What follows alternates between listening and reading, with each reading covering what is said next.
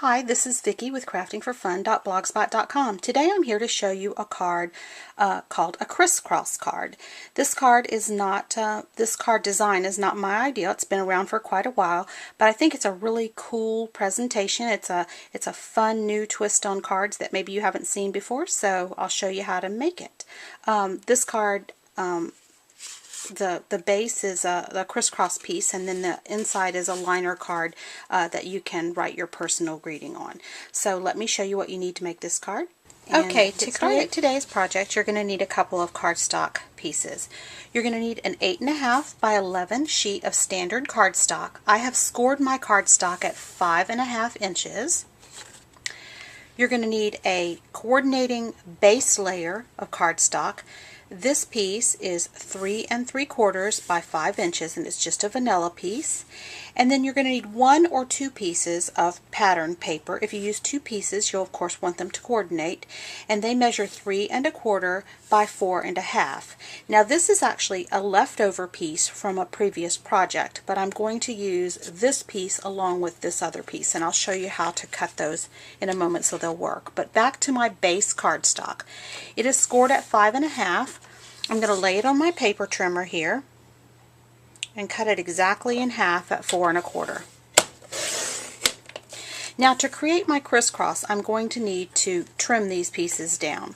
On the first piece, I'm going to start here at the top, right at the score line, and I'm going to trim to the lower right hand corner. So I'm going to do that first, and you're going to want to take extra time when you line this up on your paper trimmer to make sure that you have it exactly where you want it. Now this particular paper trimmer has a wire inside of this little arm mechanism, and that wire shows me exactly where the blade will go. So it makes it easy for me to line things up.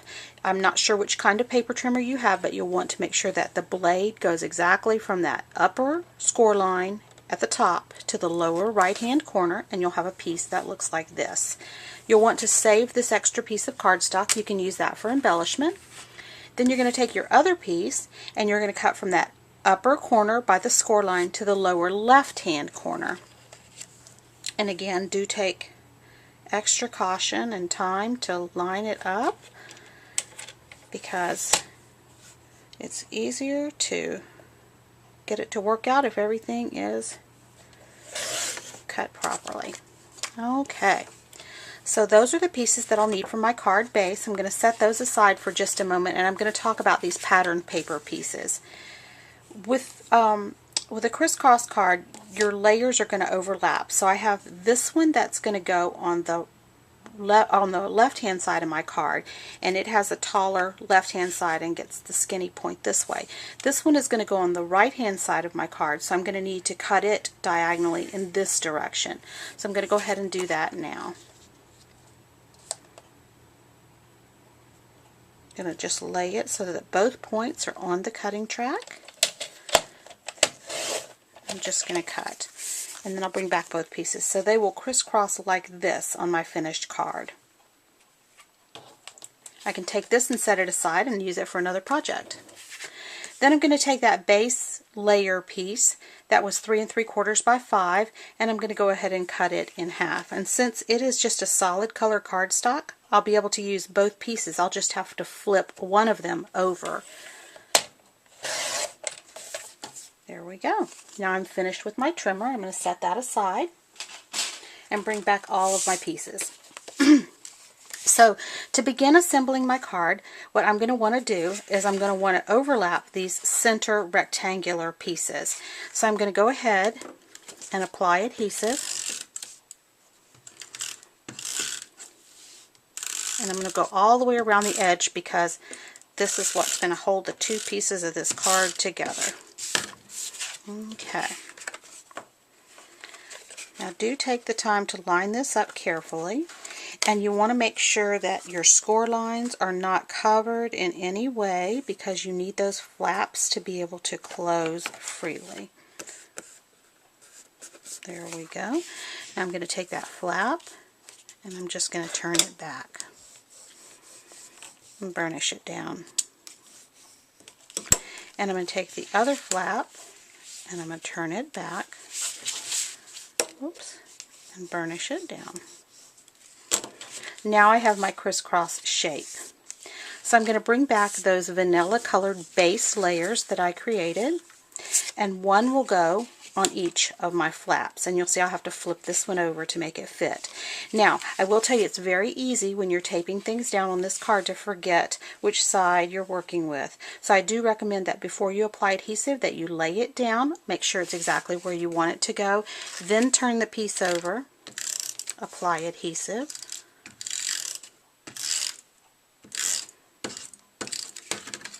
and then go ahead and put it in place.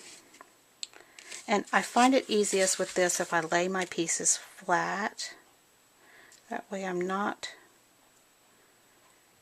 as tempted to get off track there. Okay. So my first one is down. And again, I'm going to close my card up. I'm going to go ahead and make sure that that goes there. Then I'm going to take this piece and flip it over so I can put adhesive on the back. Trust me, I've made enough of these crisscross cards and been confused enough times that I have learned to take the extra few moments to make sure that I kind of do a dry fit before I start sticking adhesive on stuff. Okay. Now I'm going to turn this over, and there's my base card. So now I'm ready to go ahead and apply my pattern paper pieces.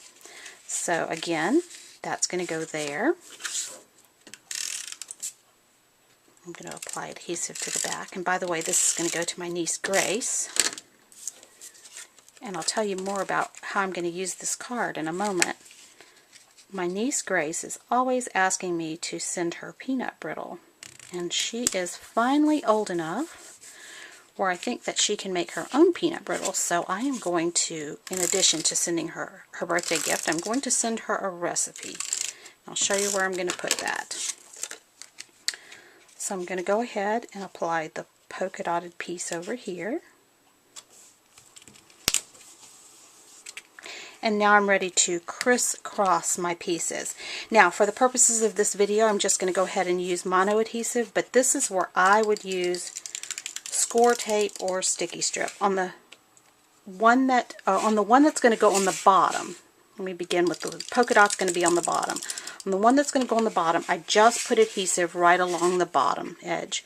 And then I go ahead and adhere that down. On the one that's going to go on the top, the crisscross piece that's going to be on the top, and you can choose whichever piece you want to be on the top.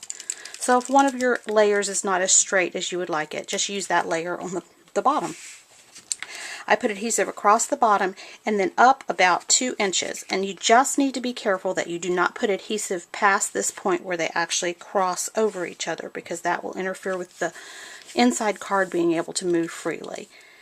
So that's that. And now I am ready to go ahead and embellish my card. So what I did was I took this little piece that was left from cutting, and I used the Deco label framelit from Stampin' Up! And cut out one in the pool party color, the background color. And then I stamped a sentiment on some vanilla paper and punched it out using a large or a wide oval punch, and it says happy birthday. And then I used a little bit of extra paper and some punches and created some flowers that matched my colors in my card, and I'm just going to apply that there. And let me see, I cut a liner card to go inside that measures 5 1/4 by 3.5 inches, and that will just slide right inside of my crisscross card. And what I'm going to do with my niece Grace is I'm going to write her birthday message here, and on the back side I'm going to include that peanut brittle recipe. So that's how I'm going to use my card. I hope you enjoyed today's project. If you have any questions, please email me at craftingforfun@gmail.com or check out my blog, craftingforfun.blogspot.com. Hope to see you back here soon.